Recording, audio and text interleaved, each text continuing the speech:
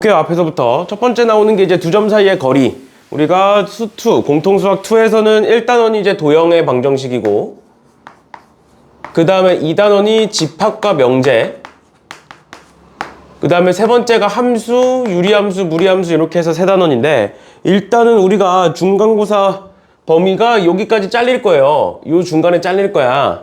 뭐 집합 명제 앞부분만 들어간다든지, 아니면 이제 뭐 절대부등식 앞부분까지 들어간다든지 뭐 이렇게 중간에 잘릴 거고, 2단원 중간에 잘릴 거고, 그 다음 그 뒤에부터가 이제 함수 부분인 건데, 아마 여기 보다 보면 절대부등식이라는 애가 있어. 중간에 집합과 명제 중간에 절대부등식이라는 애가 나오는데, 아마 요 앞에서 잘리지 않을까 싶어요. 여기까지 다 들어가면 2단원 전체거든. 그래서 요 앞에서 잘리지 않을까 싶은데, 일단은 그 정도 보시면 될 것 같고, 그래서 우리가 일단 여름방학 때 기본적인 목표는 그 함수까지 끝까지 끝내는 게 우리의 기본적인 목표인데 너네도 이제 해봐서 알겠지만 지금 여름방학 때 열심히 해둔다고 해서 기말고사 때 너네가 기억이 온전치 않잖아. 맞죠? 그래서 일단은 뭐 이렇게 무조건 끝까지 나가야 된다고 급하게 나가는 것보다는 우리 중간고사 범위 일단 절대부등식 앞부분까지는 조금 천천히 진행을 할 거고, 그 다음에 이 뒷부분은 중요한 것만, 너네가 기억해야 되는 것들만 집중적으로 다루면서 빠르게 해서 여름방학까지 끝내보자 라는 거고요. 만약에 이제 앞부분에 생각보다 시간이 오래 걸려서 뒷부분을 할 시간이 많이 없으면 이 함수에서 맨 마지막에 나오는 무리함수와 유리함수는 빼고 할 수도 있어요. 왜냐면 얘는 개념적인 게 굉장히 중요한 애들이기 때문에 개념적인 게 중요한 게 애들이라서 어차피 지금 해도 기말고사까지 기억이 제대로 안 갈 거라 일단은 1차적인 목표는 끝까지 하는 거. 근데 만약에 해보고 정 안 되겠다 싶으면 이 앞에서 끊는 걸로. 우리가 일단은 중간고사가 중요하기 때문에 그 정도 보시면 될 것 같고요.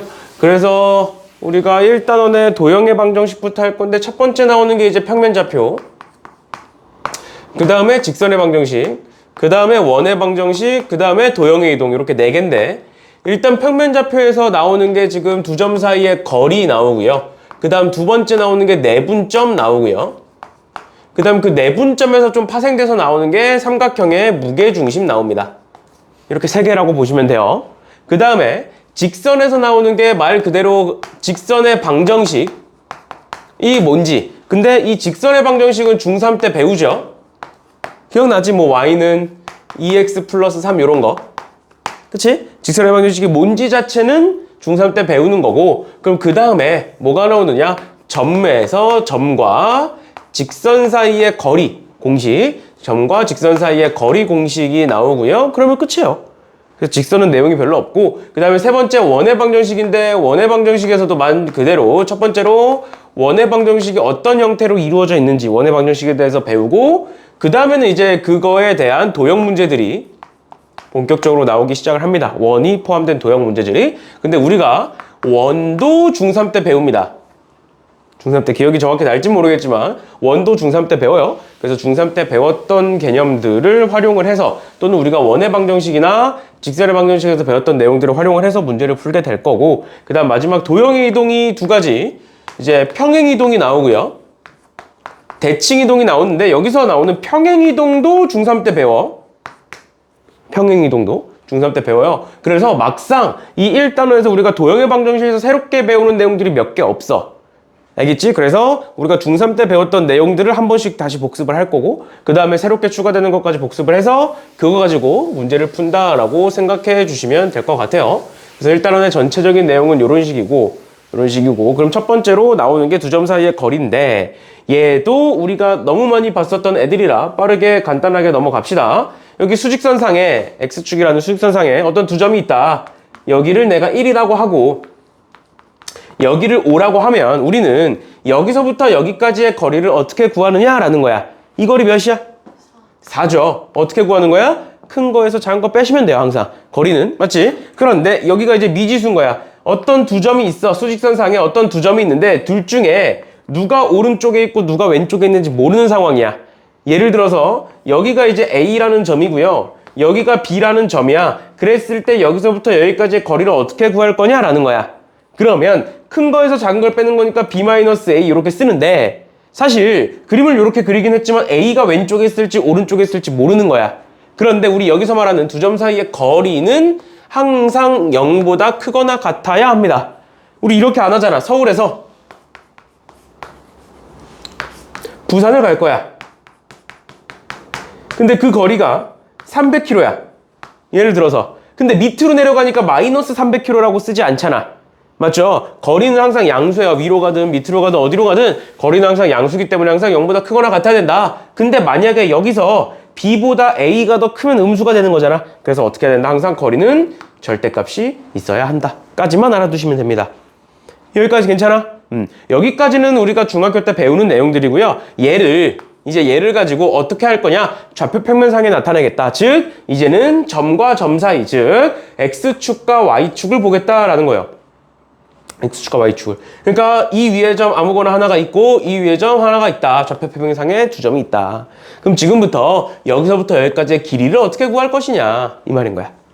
그러면 이건 어떻게 구한다? 예를 들어서 얘를 뭐 1,1이라고 하고요. 얘를 뭐 3,4라고 한번 해보면 내가 이 길이를 구하기 위해서 이런 식으로 직각삼각형을 그릴 수가 있습니다. 이런 식으로.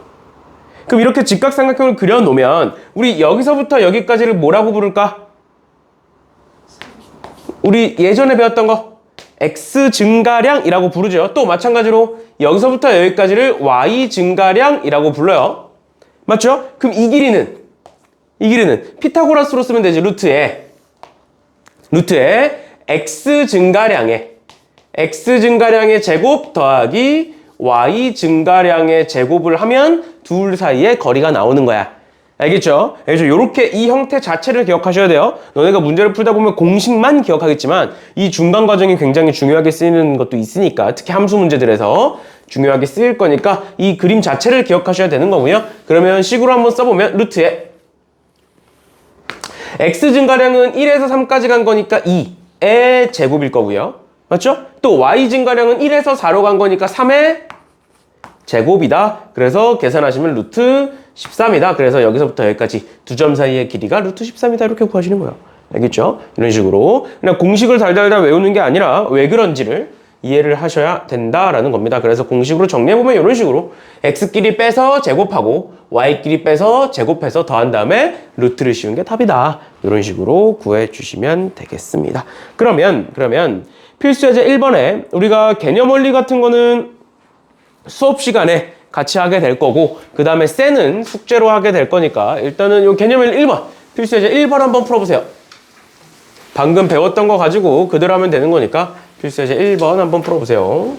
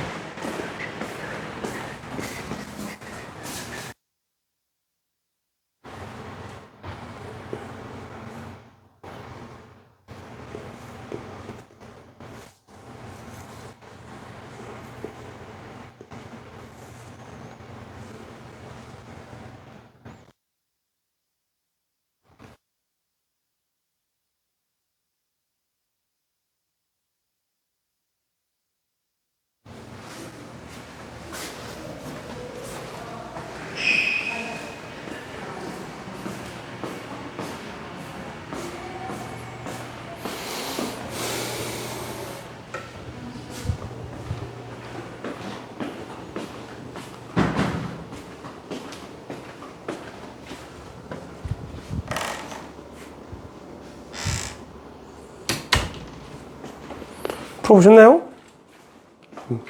충분히 풀 수 있죠, 이 정도는. 그래서 공식 가지고 각각 대입해서 계산해 주시면 되는 거였고요.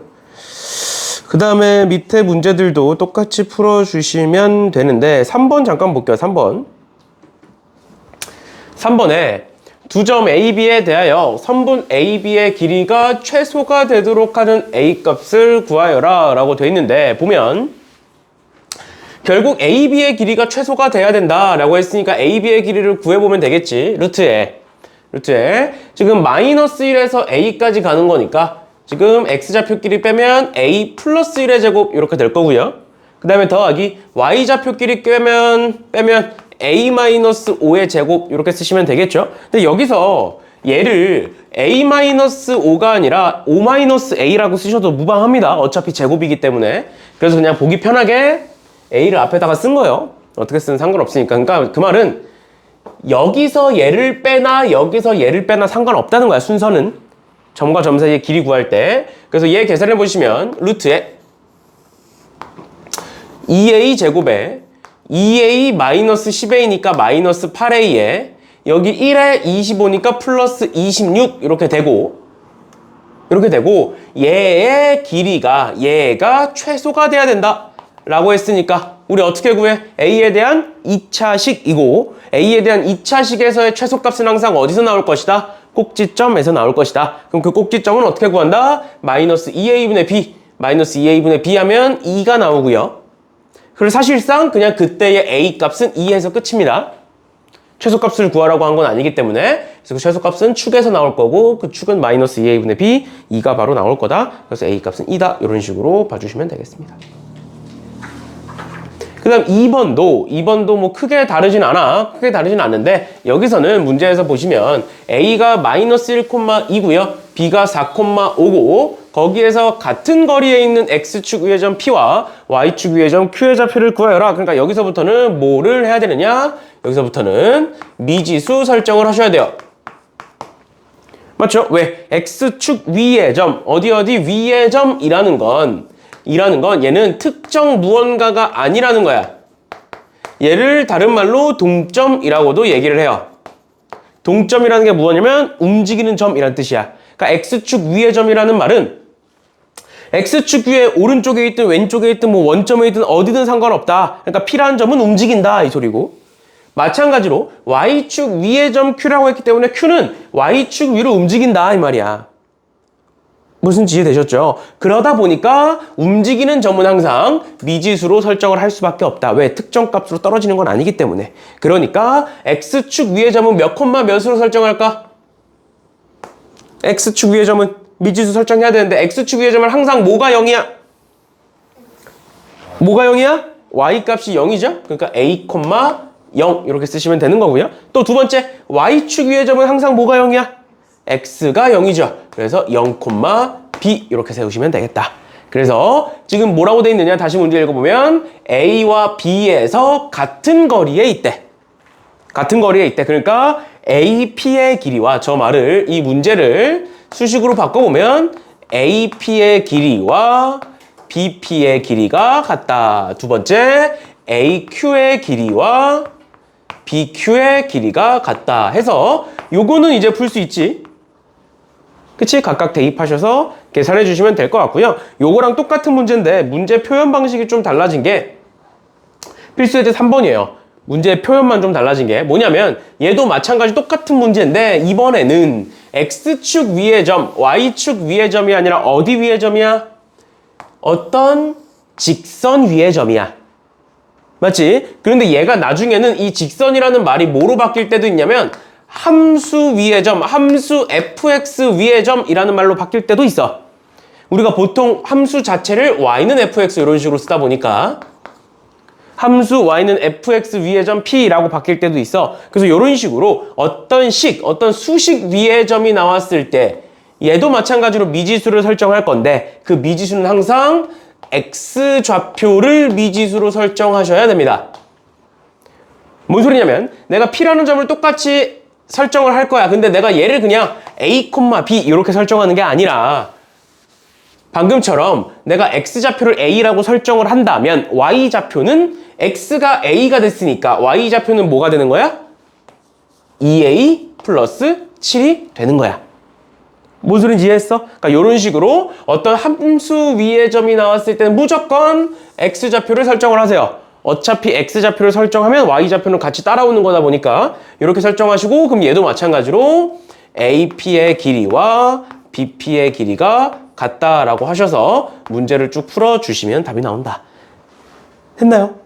이런 식으로 봐주시는 문제였습니다. 됐죠? 됐죠? 이런 식으로 푸시면 될 것 같고요. 그러면 6번은 내가 풀어드릴 테니까 5번 한번 풀어보세요. 5번 방금 했던 거랑 똑같은 거니까 얘도 마찬가지야. 문제에서 지금 A, B라고 돼 있지만 실제로 문제 풀 때는 A, B로 두는 게 아니야. 알겠죠? A를 집어넣어서 B부터 찾아보고 그 다음 문제를 풀어보세요. 6번은 같이 풉시다. 5번 한번 풀어보세요.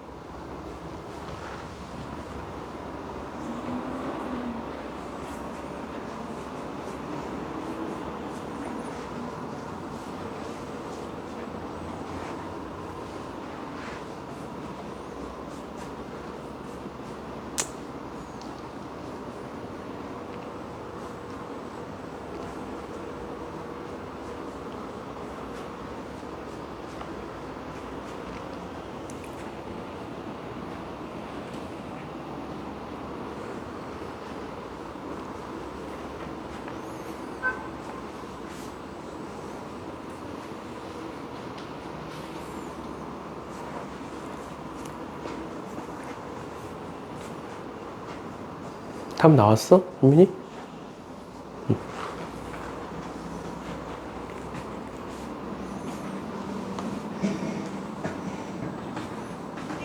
이런 식으로 보면 되죠. 얘가 아까 했던 것처럼 얘 위에 점이니까 A가 A면, X가 A면 그냥 B는 Y 값은 그냥 A로 마이너스 A 플러스 E 이런 식으로 이제 표현이 가능하다라는 거죠. 그치? 그래서 여기서 저기까지, 여기서 저기까지 길이 구하시면 되겠습니다. 알겠죠? 그 다음 3번인데 3번에 얘 자체가 어렵다가 아니라 이제 외심의 좌표를 구하는 방법을 너네가 이제 예전에 배웠을 텐데 조금은 이제 다르게 봐야 돼서 설명을 할게요. 이게 외심이라는 게 사실 외접원의 중심인 거고 그 외접원의 중심은 어떻게 구해? 우리? 기억나니? 중학교 때부터 외접원의 중심은 어떻게 구해? 외심 어떻게 구해? 각 수직이등분선의 교점으로 구해요. 세변이 이렇게 있으면 얘 수직이등분선, 얘 수직이등분선, 얘 수직이등분선을 그어서 만나는 이 교점을 외심이라고 부르거든.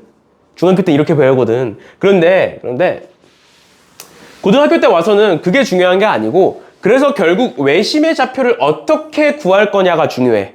알겠죠? 그래서 외심의 좌표는 두 가지 방법으로 구하고 첫 번째 방법은 정석적인 방법, 두 번째 방법은 특정 상황에서만 쓸 수 있는 두 가지 방법이 있는데 일단 첫 번째 정석 방법부터 알려드리면 어떻게 볼 수 있냐면 봐봐. 원이 이런 식으로 있어.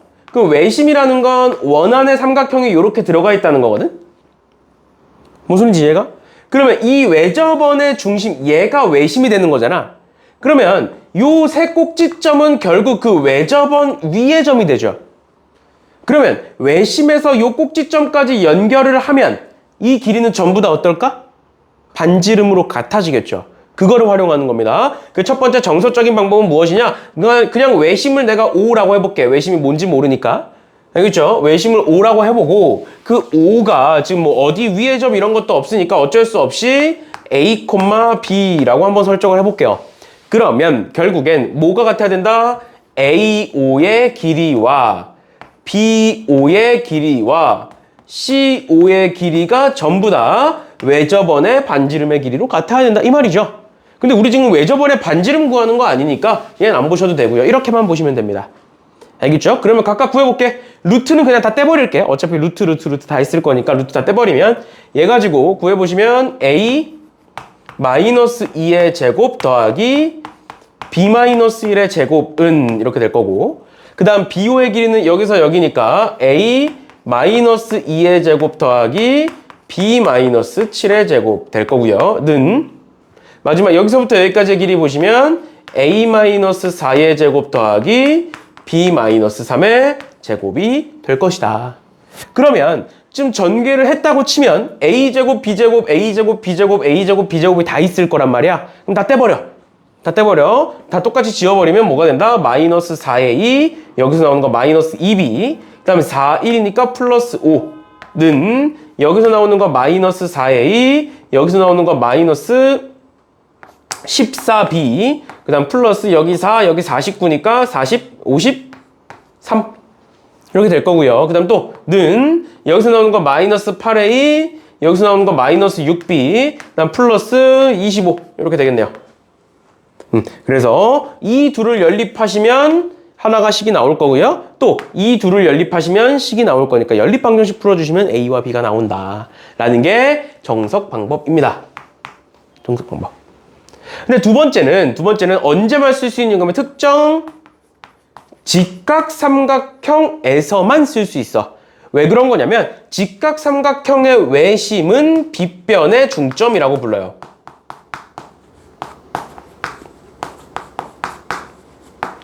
뭔 소리냐면 외접원이 이렇게 있고 그 안에 이런 식으로 직각삼각형이 있다라고 가정을 해보자고. 이런 식으로 직각삼각형이 있어. 그러면 빗변이 뭐가 되는 거야? 이 빗변이 지름이 되는 거야. 알겠죠? 그래서 그 지름의 중점이 직각삼각형의 외심이 된다라는 것까지 알아두시면 되겠고요. 우리가 아직 직각삼각형을 뒤에 가서 어차피 다룰 거기 때문에 일단 이 정도까지만 다루고 직각삼각형이 나오면 또 외심을 구하는 게 또 나오면 그때 한 번 더 다루는 걸로 하겠습니다. 그래서 일단 첫 번째는 이런 식으로 외심을 구해주시면 되겠다. 외심의 특성은 각 꼭지점까지의 길이가 같다라는 거다. 그래서 가끔 계산해 주시면 될 것 같고요. 그 다음 4번 볼게요. 준민이 정신 차리고 다시 열심히 해야지. 2학기 얼마 안 남았는데 또 금방이야. 또 중간고사 금방이고 기말고사 금방이에요. 시험의 연속이야. 그냥 고등학교는 시험을 12번 보면 끝나는 거야. 시험 12번이 너네 고등학교 인생의 끝이야. 근데 이미 2번 봤어. 이제 10번 남았어. 그리고 어차피 3학년 2학기 때 2번 보는 거 의미 없어. 그럼 8번 남았어. 알겠지? 8번 남았어. 다 금방금방이야. 벌써 우리 올해 절반이 지났어. 7월이야. 방학 끝나면 8월이야. 시험 보면 10월이야. 금방금방이야. 한 달 한 달이 정말 빨라요. 알겠죠? 그러니까 좀만 정신 차리고 봅시다. 필수 4번에 세 점 ABC가 있다. 여기서 삼각형의 ABC는 어떤 삼각형이냐. 그러니까 삼각형의 모양이 어떻게 생겼느냐 라는 거고, 그 삼각형의 모양은 누가 결정하느냐? 변의 길이가 결정을 해요. 항상 똑같아.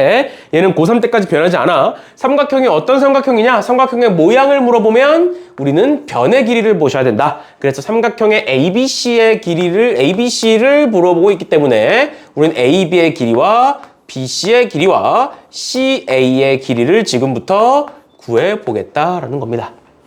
알겠죠? 그러면 AB의 길이는 9에서 2니까 7, 7에 49고요. 더하기 그 다음에 7에서 3이니까 4, 4, 16 해서 얘는 루트 65가 만들어질 거고, 맞니? 맞죠? 그 다음에 두 번째 루트 BC의 길이 B에서 C, 2에서 8이니까 6, 6에 36 더하기 3에서 마이너스니까 4, 4, 4, 16 해서 루트 52 이렇게 나올 거고요. 마지막 세 번째로 루트 루트 A에서 C 9에서 8이니까 1 더하기 7에서 마이너스 1이니까 8 8에 64 해서 루트 65. 그럼 결국 뭐야? 이렇게가 같죠? 이렇게가 같으니까 이등변 삼각형이다 이렇게 보시면 끝나요. 근데 쓸 때 여기 지금 답에 적혀 있는 것처럼 어떤 변이 같은지는 꼭 써주셔야 돼요. 그냥 이등변 삼각형이 아니라 A, B와 CA가 같은 이등변 삼각형이다 이런 식으로 써주시면 되겠습니다. 됐나요? 됐나요? 그러면 얘들아 9번 한번 풀어보세요. 9번도 똑같습니다. 이 삼각형이 도대체 어떻게 생겼는지 알아야 넓이를 구할 거잖아. 맞죠? 그럼 어떻게 생겼는지를 먼저 구해보시면 되겠습니다. 한번 구해보세요.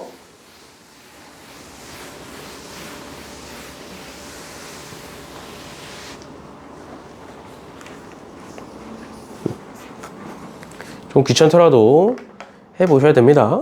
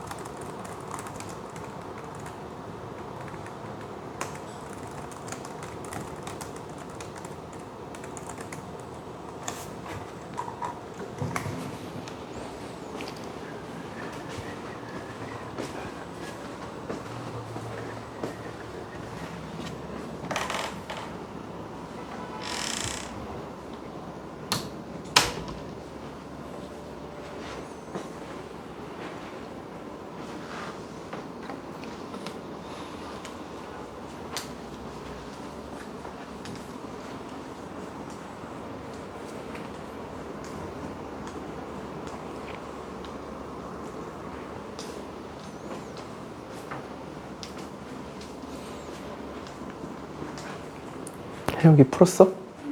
무슨 삼각형 나와? 이등변 삼각형이 나와? AB의 길이 뭐 나와? 10? 루트 10? BC의 길이는? 25? 20?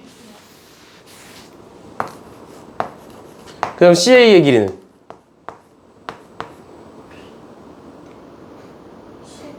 루트 10? 그래서 이렇게 갔다 해서 이등변 삼각형이라고 쓴 거잖아. 근데 지금 보면 예제곱 더하기 예제곱이 예제곱이지. 그러니까 뭐라고 써야 돼?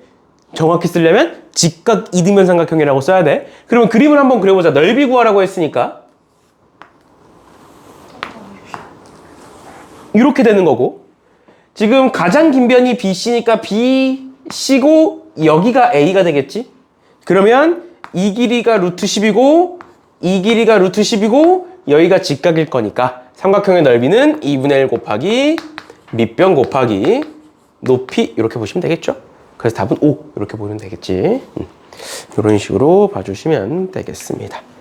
그 다음에 우리 앞으로 수업할 때마다 수업 영상은 내가 찍어서 올려드릴 거예요. 특별한 사정이 있는 게 아니면 바로바로 올려드릴 거고, 그 다음에 그 수업 올라가는 링크 같은 건 내가 따로 카톡으로 보내줄 테니까 혹시나 이제 결석을 한다거나, 특히 이제 방학 때는 결석하는 학생들이 많으니까 결석을 한다거나 아니면 뭐 사정상 못 왔거나 그러면 영상 보고 공부해 오시면 돼요. 알겠죠? 어디까지 진도 나가는지 내가 이런 거는 따로 연락을 해서 체크를 해줄 테니까. 준민아, 알겠지? 너 일어나. 일어나서 들어. 뒤로 가. 저 카메라 가리지 말고 뒤로 가. 뒷자리로 가. 서서 들어. 거기서 들어. 또 친다 또 너. 거기다 쓰면 카메라가 흔들리겠지. 준민아. 그냥 옆에 책상에다 내려서 해. 아우 진짜. 이 문제아를 어찌할꼬. 5번 봅시다. 준민아 대답해봐. 정신 차리고. Y축 위의 점 P야. 뭐라고 설정하면 돼? X0. X0. 그래. 이렇게 설정하면 되죠? 그치? 그러면 AP의 제곱. 그냥 길인데 제곱이니까 루트를 떼면 돼. 알겠죠? 그럼 AP의 제곱은 여기서부터 여기까지는 1 더하기 B제곱 이렇게 되겠네요. 그 다음에 BP는 여기서부터 여기가 4, 4, 16에 16에 플러스 B-6의 제곱 이렇게 쓸 수가 있을 거고 그 다음에 이 두 개를 더하자. 이 두 개를 더하면 여기서 B제곱, B제곱이니까 2B제곱 나올 거고요. 여기서 나오는 마이너스 12B 있을 거고요. 그 다음 36, 16, 1이야. 그럼 36, 16이니까 52, 53 되겠네요. 맞니? 그럼 B에 대한 몇 차식? 2차식인데 무슨 값? 최소값. 그럼 결국 어디서? 꼭지점, 즉 축에서 나올 것이다. 마이너스 2A분의 B 하시면 마이너스 4분의 마이너스 10이니까 3. 그래서 B는 3이다. 그때의 좌표는 0,3이다. 이렇게 쓰면 되겠죠. 그 다음에 그냥 여기다가 3 집어넣으시면 답이 나오는 거예요. 됐죠? 이런 식으로 봐주시면 되겠습니다. 너무 쉽잖아. 맞지? 딱히 어려운 거 없으니까 이 정도 보시면 될 것 같고요. 그 다음에 6번까지 하면 일단 오늘 진도는 마무리가 되는데 6번까지 하면 오늘 진도는 마무리인데 뒤에 연습 문제 있죠. 연습 문제에서 앞에 우리가 배웠던 거랑은 좀 다른 문제들, 안 배운 문제들이 몇 가지가 있고 그 다음에 센에서도 숙제할 때 개념 원리랑 유형이 좀 다른 애들이 있어. 다리 아파 이제?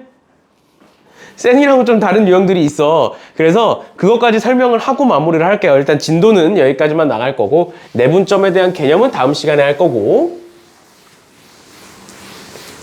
너네가 숙제하는데 모를 만한 문제들은 미리 같이 하고 그 다음에 마무리하는 걸로 합시다. 그럼 6번에 좌표를 이용한 도형의 성질을 증명해가지고 얘를 전 교육과정에서 뭐라고 불렀냐면 파푸스의 중선정리 라고 불렀어요. 파푸스의 중선정리라고 불렀는데 사실상 이 파푸스의 중선정리가 교육과정에서 빠졌어. 그래서 너네는 이 밑에 문제들은 푸실 필요 없고요. 알겠지? 이 밑에 문제들은 푸실 필요 없고 요 중선정리만 정확히 알아두시면 됩니다. 왜냐? 중선정리는 알고 있으면 도형 문제에서 생각보다 많이 쓰거든?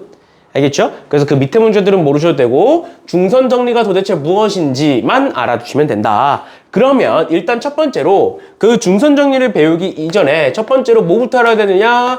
도대체 중선이 무엇이냐부터 아셔야 되고 그 다음 두 번째가 중선정리가 도대체 무엇이냐? 그건 어떻게 구하느냐가 두 번째고요. 그 다음 세 번째로 그럼 도대체 중선정리를 우리가 문제를 풀다가 도형 문제에서 언제 활용해야 되느냐 이렇게 세 가지를 배우시면 되는데 일단 첫 번째로 중선이 무엇이냐? 중점과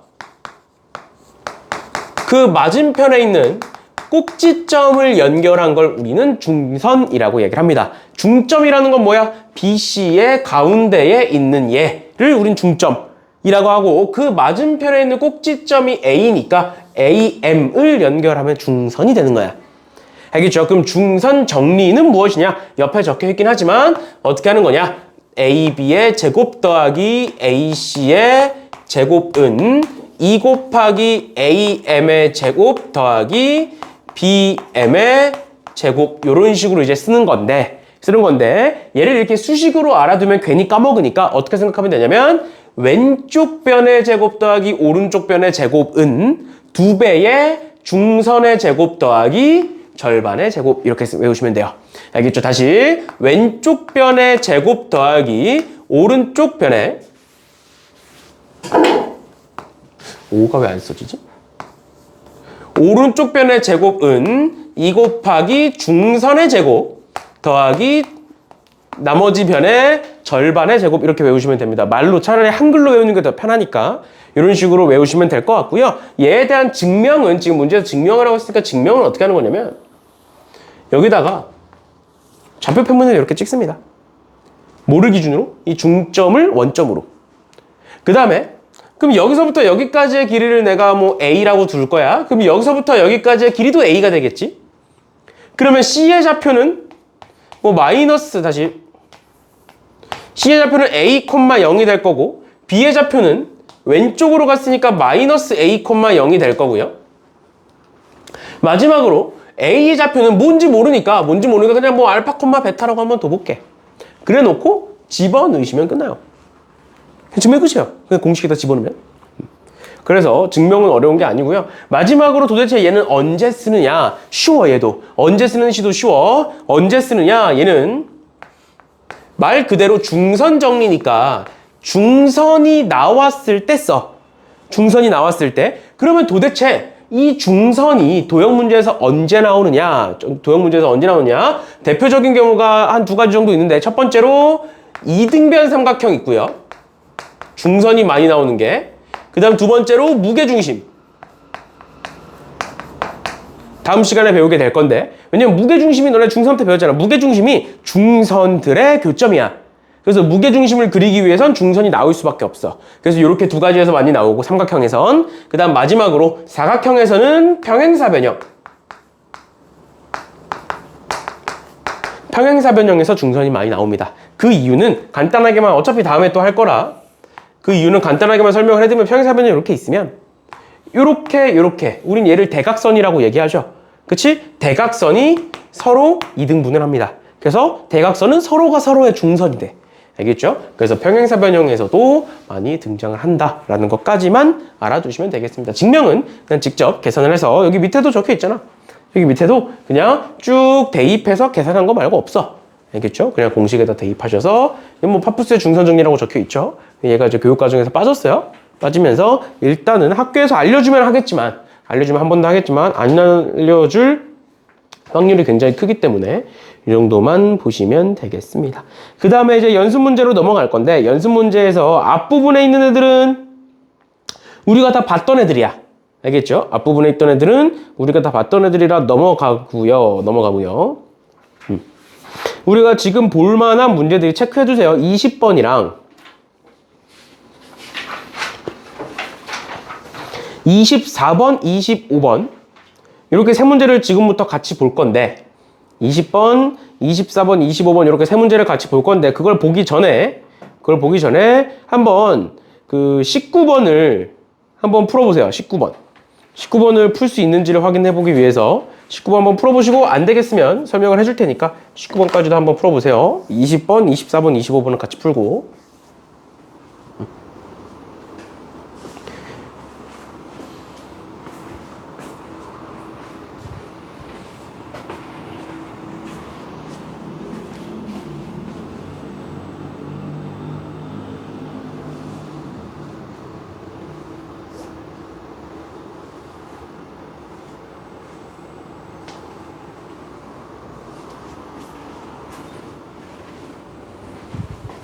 금민아 너 왜 졸아? 오늘 첫날인데 펑펑 놀았을 거 아니야 주말 동안. 너무 놀았어. 죽을래 진짜? 너무 놀아서 또 학원에 지금 자는 거야?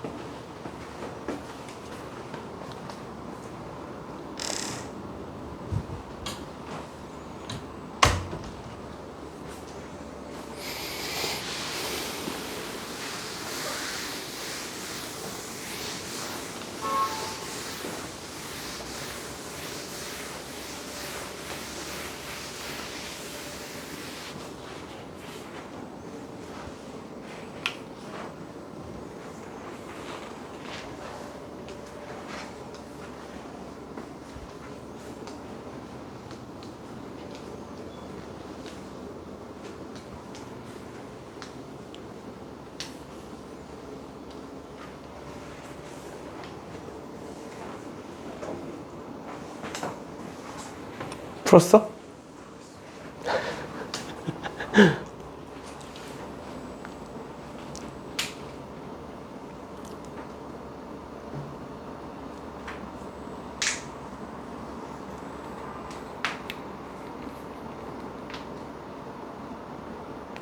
준민아, 요즘 학교에서는 뭐해?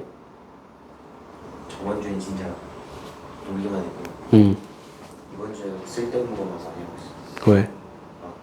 제가 뭐 미디어 쪽에 그것도 아닌데 오늘 미디어 학과에서 멘토 와서 특강하고 그다음에 뭐 영상을 찍어오라는 거예요. 갑자기 그 멘토가 한 건 아닌데 갑자기 뭐 프로그램으로 뭐 영상을 찍어오래요. 근데 왜 하는지 모르겠어요. 그래서 막 운동장 나와서 땀 뻘뻘 흘리면서 찍었어요. 학교가 또 시작됐구나 이제. 근데 학교도 어느 정도 이해 좀 해줘. 평소에는 수업만 하면 되는 건데 이제 수업할 것도 없고 기말고사 끝났는데 수업한다고 애들이 듣는 것도 아니고 수업한다 그러면 또 난리 칠 거잖아. 그러니까 수업하는 것보단 낫지. 아무튼 봅시다. 19번 보시면 이렇게 쭉 돼 있는데 결국에 우리가 찾아야 되는 건 마트에서 영화관까지의 길이를 구하고 싶다라는 거잖아. 그쵸? 그래서 이 직선거리를 구하기 위해서 우리가 방금 활용했던 점과 점 사이의 거리 공식을 쓸 거야. 그러다 보니까 얘네들을 좌표를 설정을 해야 돼. 그래서 어떻게 할 거냐면 얘를 내가 0,0이라고 한번 둬볼게요. 얘를 0,0으로 둬도 상관없어. 알겠죠? 그럼 여기서부터 여기까지 여기를 0,0이라고 두면 밑으로 2km 내려가고 오른쪽으로 3km 갔어. 그럼 얘는 몇일까? 밑으로 이만큼 내려간 거지. 그치? 그럼 여기를 뭐 X축, Y축이라고 한다면 Y좌표가 이만큼 내려간 거거든? 맞지? 그럼 Y좌표가 마이너스 2가 되고 오른쪽으로 갔으니까 X좌표가 3이 되는 거야. 이렇게. 괜찮아? 그 다음에 집에서부터 영화관까지가 4루트 2라고 돼 있는데 얘가 지금 뭐라고 돼 있냐면 135도라고 돼 있어. 뭔 소리냐? 뭔 소리냐? 봐봐. 북쪽을 기준으로 여기를 기준으로 135도가 이렇게 돈 거야. 그러면 북쪽을 기준으로 90도만큼 돈 게 이만큼이잖아. 그치? 근데 135도는 90 플러스 45거든? 그치? 그러면 여기서부터 90도 돌고 45도 더 돈 거니까 이만큼이 45도야, 45도. 맞지? 그래서 어떻게 할 거냐면, 그러니까 요렇게 생긴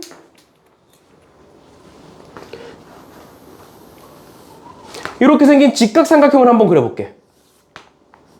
이렇게 생긴 직각삼각형을. 그러면 여기서부터 요만큼이 몇 도라고? 45도야. 여기 90도야. 그럼 여긴 몇 도야? 45도지. 그러니까 얘는 직각 이등변 삼각형이 되겠지. 우리 직각 이등변 삼각형은 몇 대 몇 대면 1대 1대 루트 2. 그러니까 여기가 4. 이 길이도 4. 왜? 빗변이 4루트 2니까. 그럼 오른쪽으로 4만큼 갔고 밑으로 4만큼 내려간 거야.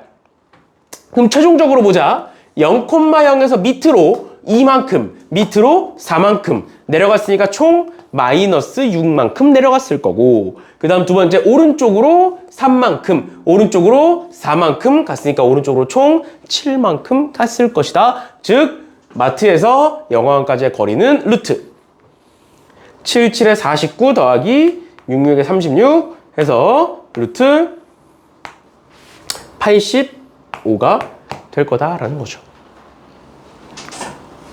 됐나요? 됐나요? 이런 식으로 좌표를 설정해서 봐주시면 될 것 같고요. 그 다음에 두 번째 20번에 뭐가 나오느냐?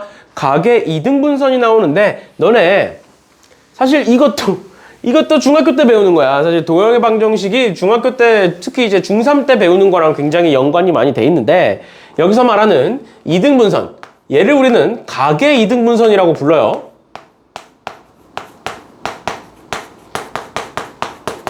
얘를 각의 이등분선이라고 부르는데 우리는 각의 이등분선 정리를 알고 있으셔야 됩니다. 알겠죠? 그럼 그 각의 이등분선의 정리가 뭐냐 도대체. 내가 아무렇게나 삼각형을 한번 그려볼게. 삼각형을 이런 식으로 그렸다. 그래놓고 내가 각의 이등분선을 이렇게 긋겠다. 이것과 이것과 같게끔. 그러면 내가 얘를 A라고 하고 얘를 B라고 하고 얘를 뭐 C라고 하고 얘를 D라고 해보면 어떤 게 성립을 하느냐?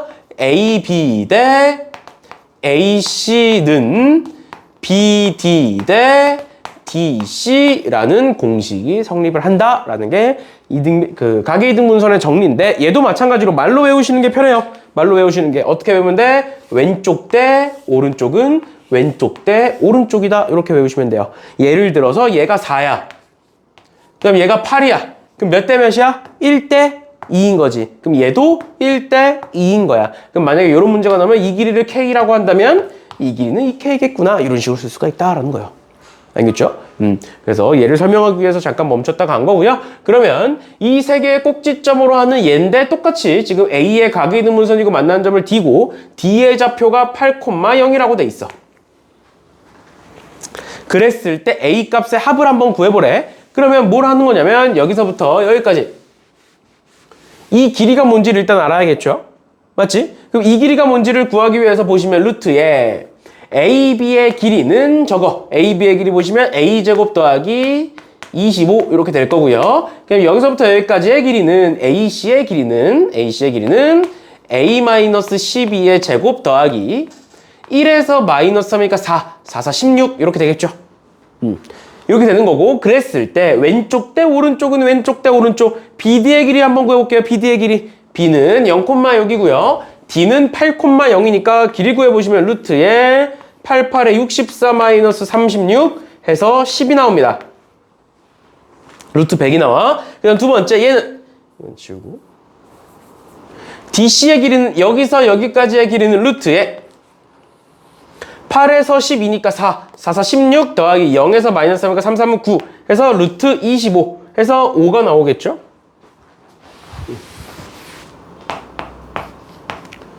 그치? 그러면 몇 대 몇이야? 얘가 지금 10대 5니까 몇 대 몇?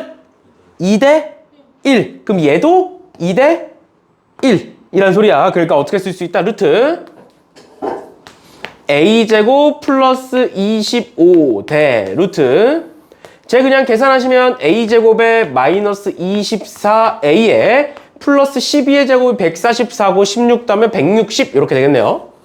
은 2대 1이다 이렇게 볼 수 있다고. 그러면 내가 여기 루트 떼버릴게. 루트를 뗀다는 게 양변을 뭐 하겠다는 거야? 제곱하겠다는 거니까 얘도 제곱해서 쓰셔야 돼요. 알겠죠? 그 다음 이렇게 곱하시면 4A 제곱 마이너스 96A 그 다음 플러스 640은 이렇게 곱하시면 A제곱 플러스 25가 될 거고요. 다 왼쪽으로 넘기시면 3A제곱에 마이너스 96A에 플러스 25 넘어가면 615는 0 이렇게 될 거고, 어차피 전부 다 3의 배수니까 3으로 나누시면 A제곱에 마이너스 32A에 플러스 205는 0 이렇게 되겠죠? 그치? 그럼 여기서 인수분해 하셔서 계산하셔도 되고요. 지금 문제에서 그냥 뭘 물어보고 있어? A 값의 합이지? 그쵸? 그럼 여기서 그냥 바로 근각계수의 관계 쓰시면 32 이렇게 나오겠네요. 이런 식으로 봐주시면 되겠습니다. 그래서 가계등분선 나왔을 때 가계등분선 정리를 꼭 활용을 하셔야 된다라는 겁니다. 됐나요? 그래서 숙제할 때 23번은 빼고 푸시고요. 아까 얘기했던 그런 거요. 파푸스의 중선 정리를 활용하는 거니까 23번은 빼고 푸시고 나머지는 풀어볼 건데, 지금 잠깐 시간을 드릴 테니까 아까 나왔던 거랑 똑같은 거야. 아까 나왔던 거랑 똑같은 거요. 21번 한번 풀어보세요. 21번. 아까 나왔던 건 외심을 구하는 거고, 이번엔 외접원의 중심을 구한 다음에 외접원의 넓이까지 구하는 거니까 한 단계가 추가된 겁니다. 한번 풀어보세요. 안 되면 또 풀어줄 테니까.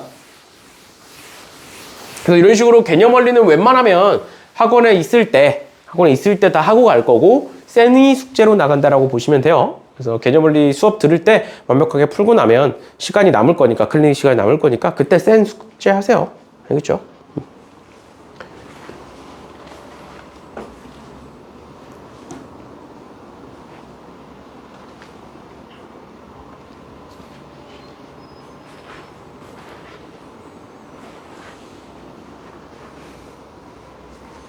준비 또 잔다, 또 자.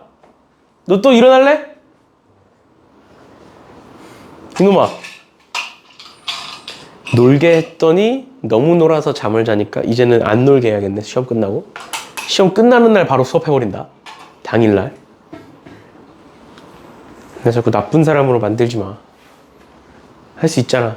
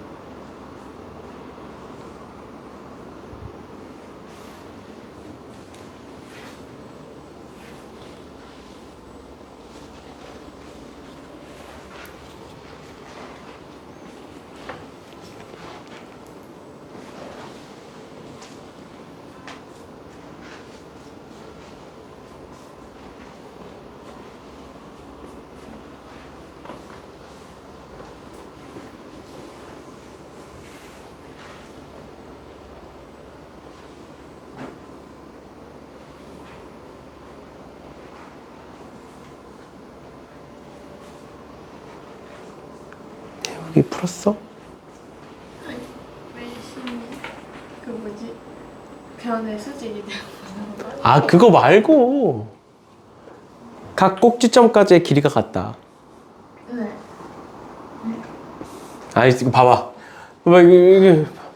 외심, 아까 외심을 O라고 뒀어. 네. 그럼 뭐가 같은 거야? AO의 길이와 BO의 길이와 CO의 길이가 전부 다 같다 그랬지? 네. 그치? 이거 가지고 구하는 거였잖아? 그래서 그 외접원의 중심이 뭔지 모르니까 그냥 A, B라고 두고 그 다음에 이제 공식을 써보면 그 다음에 루트는 그냥 다 떼버릴게요. 저기서 AO의 길이 구하면 A 플러스 2의 제곱 더하기 B 마이너스 1의 제곱일 거고 그 다음에 는 BO의 제곱은 BO의 길이는 A 마이너스 1의 제곱 더하기 B 마이너스 4의 제곱이 될 거고요. 는 그 다음 CO의 길이는 3 마이너스 A 마이너스 3의 제곱 더하기 B 플러스 2의 제곱 이렇게 될 거잖아. 맞죠? 그러면 여기서 A제곱, B제곱, A제곱, B제곱, A제곱, B제곱 다 똑같이 있을 거니까 다 날려버리면 4A 더하기 4A 마이너스 2B에 4, 1이니까 플러스 5는 마찬가지로 마이너스 2A 마이너스 8B에 1, 16이니까 플러스 17 될 거고요. 는 그다음 여기서 마이너스 6A 플러스 4B 그 다음에 9, 4에 13 이렇게 될 거고 그럼 앞에 거 두 개 연립하시면 2A 반대로 넘기면 6A 되고요. 그 다음에 8B 마이너스 8B 반대로 넘기면 플러스 6B 될 거고요. 5를 반대로 넘기면 플러스 11 이렇게 되겠네요. 12. 그렇게 해서 6으로 나누면 A 더하기 B는 2다. 이가 첫 번째 식으로 나올 거고. 그럼 두 번째 식 볼게요. 이렇게. 그럼 6A 반대로 넘기면 4A. 4B 반대로 넘기면 마이너스 12B. 그 다음 17 반대로 넘기면 는 마이너스 4. 이렇게. 그 다음 4로 나누면 뭐가 된다? A 마이너스 3B는 마이너스 1이다가 두 번째 식. 그러면 A 더하기 B가 이거 얘니까 둘을 뺄까요? 앞에 거에서 뒤에 거 빼면 4B는 3이 될 거고 B는 4분의 3이 될 거고요. 그 다음 A는 4분의 3 집어넣으시면 4분의 5 이렇게 되겠네요. 알겠죠? 그래서 외심의 좌표는 4분의 5, 4분의 3이 나오는 거고요. 얘가 결국 얘네들의 길이가 뭐로 같다? 반지름으로 같다라는 거잖아. 맞지? 근데 우리 지금 얘네들 루트 다 떼고 계산했지. 루트 다 떼고 계산했다는 게 전부 다 제곱을 해서 봤다라는 소리고, 그러면 얘도 요렇게와 같겠죠. 그치? 그리고 넓이 구하는 거니까 얘와 얘를 4분의 5와 4분의 3을 어디다 집어넣든 상관없어요. 아무데나 집어넣어서 그 나오는 답이 거기다 파이만 붙이면 외접원의 넓이가 된다라는 겁니다. 됐니? 이런 식으로 봐주시면 되겠고, 얘가 혹시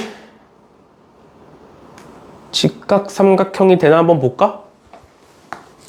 지금 A, B, 얘기도 빠르게 그냥 보면 3, 9, 3, 9니까 18, 18 될 거고, BC의 길이가 4에 6이니까 6에 36에 4, 40이고, BC, CA의 길이가 5에 25에 3이니까 9에 34고. 직각삼각형 안 되네 어차피. 이렇게 구할 수밖에 없겠네요. 이런 식으로 봐주시면 되겠습니다. 22번 같은 경우에는 정삼각형이라고 했기 때문에 세변의 길이가 같다라고 푸시면 돼요. 알겠죠? 이건 간단한 거니까 넘어가는 걸로 하고요. 그 다음 24번, 25번인데 24번, 25번이 실력업인 것도 있지만 센에서 너네 숙제할 때 24번, 25번 문제도 있어. 센에서는 24번과 25번을 그냥 다른 하나의 유형으로 보고 있거든. 개념 원리랑은 다르게. 그러다 보니까 여기서 설명을 하고 가야 돼서 보고 갑시다. 그러면 지금 첫 번째로 루트 x-5의 제곱 더하기 y 플러스 2의 제곱 더하기 x 플러스 3의 제곱 더하기 y 마이너스 4의 제곱의 무슨 값을 구하여라? 최소값을 구하여라. 그러면 그거를 만족시키는 x, y를 우리가 지금부터 찾아야 되는데, 얘는 어떻게 푸는 거냐면 얘를 딱 봐봐. 얘를 딱 보면 뭐가 떠오르니? 봐봐. x-5의 제곱 더하기 y 플러스 2의 제곱이야. 거기에다가 루트를 씌웠지. 그럼 얘를 어떻게 해석할 수가 있냐면 x, y라는 어떤 점이 있어. 또 5, 마이너스 2라는 어떤 점이 있어. 이 두 점 사이의 거리를 구한 게 얘인 거야. 이해가 뭔 소린지? 얘도 마찬가지죠.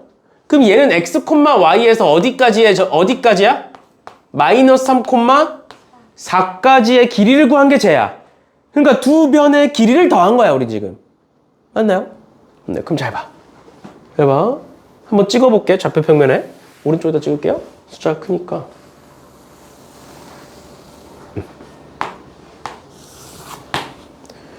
5, 마이너스 2. 둘, 넷, 다섯. 둘, 여기. 5, 마이너스 2. 이렇게 있을 거고요. 마이너스 3, 4. 이렇게 있겠네? 그럼 x, y잖아, 얘들아. x, y라는 건 얘가 어디 있는지 모르는 거야. 예를 들어서 x, y가 여기 있다라고 쳐볼게. 예를 들어서. 어디 있는지 모르니까. 그러면 첫 번째 거는 여기서부터 여기까지를 의미하는 거고, 두 번째 거는 여기서부터 여기까지를 의미하는 거야. 그러니까 얘가 첫 번째 길이고요. 얘가 두 번째 길이니까 우리가 구해야 되는 건 첫 번째 길이와 두 번째 길이의 합이야. 근데 그 합에 뭘 구하래? 최소값을 구하래. 언제 가장 작아지니? 그치? x, y가 어디 위에 있을 때? x, y가 이렇게 있으면 얘들아. 얘가 1번 길이, 얘가 2번 길이니까 둘의 합이 최소값이 되죠. 그리고 그 최소값은 어디서부터 어디까지? 그냥 마이너스 3, 4에서 5, 마이너스 2까지의 길이가 됩니다. 그래서 이 길이는 뭐가 되느냐? 루트 5에서 3이니까 8, 8에 64 더하기 4에서 마이너스 2니까 6, 6에 36은 루트 100, 즉 10이 되고 그게 최소값입니다. x, y가 어디 있는지는 상관없어. 이 직선 위에 있기만 하면 돼. 근데 문제에서 어떤 식으로도 많이 나오냐면 얘가 뺄셈으로도 바뀌어요, 나중에. 그러니까 뭐 한 거야, 이번엔? 1번 빼기 2번의 최소값 또는 1번 빼기 2번의 최대값, 이런 문제도 있거든. 근데 그거는 지금 단계에서는 할 수 없고 우리가 나중에 도형의 이동 파트를 배우면 그때 또 하게 될 거니까 일단은 그 정도만 알아두시면 될 것 같고요. 여기가 마이너스로 바뀌면 조건이 좀 더 추가되게 되긴 해. 그냥 x, y면 안 되고 x, y가 뭐 x축 위의 점이다, y축 위의 점이다 이런 어디 위의 점이다 라는 말이 나와야 되거든. 그러다 보니까 그거는 나중에 또 하는 걸로 하겠습니다. 이런 식으로 보시면 될 것 같고요. 마지막 25번 볼게요. 주민아 마지막이가 좀만 정신 차려라.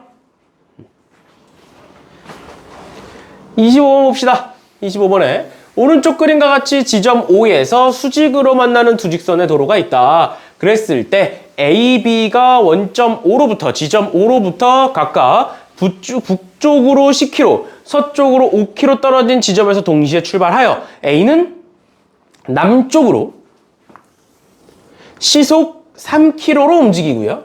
B는 동쪽으로 시속 4km. 너네 시속이란 말은 1시간에 그만큼 움직인다라는 소린 거잖아. 근데 지금 문제에서 뭐라고 되냐면 요 A라는 점은 O라는 지점에서 위로 10km에 있었던 애고 B는 왼쪽으로 5km만큼 떨어졌던 애들이야. 그런데 여기서부터 A에서 출발해서 1시간에 몇 킬로? 1시간에 남쪽으로 3km만큼. 그거를 이제 이런 식으로 쓰죠. 이런 식으로 쓸 거고 그 다음에 4km 시속 4km로 움직이는 거죠. 오른쪽으로 시속 4km만큼 움직이겠다. 그랬을 때 A, B 사이의 거리의 최소값을 구하여라. 그러니까 요 길이의 최소값을 구하여라 라는 거야. 맞지? 그러면 이런 시간 문제가 나왔을 때 너네가 앞으로 똑같아. 어떤 상황이든 똑같아. 어떤 시간 문제가 나왔을 때 뭐 시속이든 분속이든 뭐든 상관없어요. 시간 문제가 나왔을 때는 그 시간을 t로 미지수를 설정을 하셔라. 그러니까 지금에선 시속이니까 t 시간이 흘렀다라고 보시면 돼요. 그러면 여기가 원점이고 얘를 x축, y축이라고 한다면 이 점은 A라는 점은 원래 0,10이라는 점이었어. 맞죠? 근데 이 0,10이라는 점이 밑으로 시간당 3km를 간다고. 그럼 t시간이 흘렀어. 그럼 밑으로 몇 만큼 내려간 거야? 1시간에 3km를 가. 2시간에 6km 가고 3시간에 9km를 가. 그럼 t시간에 몇 킬로 가?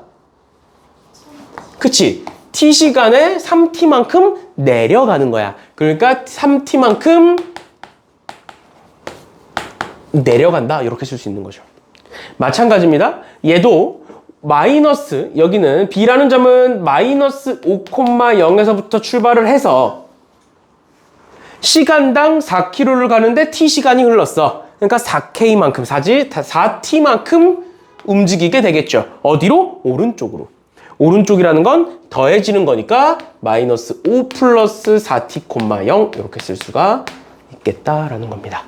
알겠죠? 그래서 우리가 구하고자 하는 A, B의 길이는 루트에 A, B의 길이는 루트에 여기서부터 여기까지니까 0에서 얘 빼는 거니까 인가요? 지금 얘에서 0을 뺄까요? 4t-5의 제곱 이렇게 될 거고 더하기 계산하시면 뭐 3t-10이라고 쓸게요. 10의 제곱 이렇게 쓸 수가 있겠죠. 그치? 그래서 각각을 제곱해 보시면 루트에 4, 4, 16에 3, 3은 9니까 다시 루트에 4, 4, 16에 3, 3은 9니까 25t 제곱 그 다음에 여기서 마이너스 20이니까 마이너스 40t 여기서 마이너스 60t 그러니까 마이너스 100t 나올 거고요. 그 다음에 여기서 25에 100이니까 125 플러스 125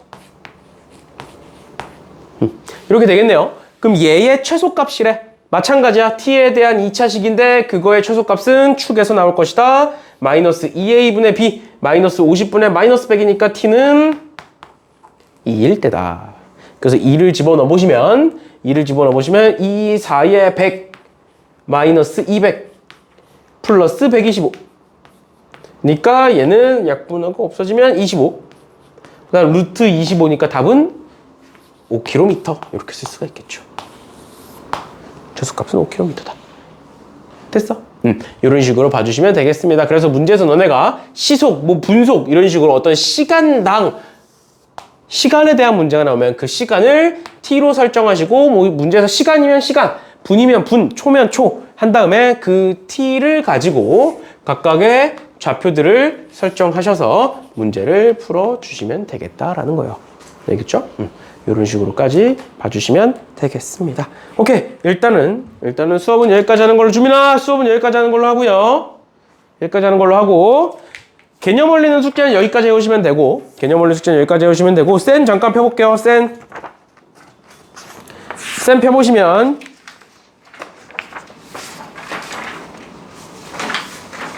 쭉 넘어가셔서 유형 6번까지 풀면 되거든. 내가 딱 뽑아놓은 게 유형 6번까지인데 6번에서 36번만 푸세요. 그 다음 문제는 풀지 말고. 그러니까 유형 6번에 36번까지만 풀어. 그 뒤에 건 풀지 말고. 파푸스의 중선 정리니까 36번까지만 푸시고요. 그 이후 거는 풀지 마시고 거기까지만 풀어서 숙제로 해주시면 됩니다. 알겠죠? 그래서 아까 얘기했던 대로 지금처럼 개념 원리는 수업 시간에 같이 할 거고. 알겠죠? 그 다음에 숙제로는 센 해오시면 되고, 준민이처럼 수업을 똑바로 안 들으신 분들은 영상을 내가 보내드릴 테니까 꼭 다시 한번 확인하시고, 수업을 제대로 안 들으면 준민아 센을 못 풀어. 알겠지? 수요일엔 정신 차리고 와. 오케이. 여기까지 합시다.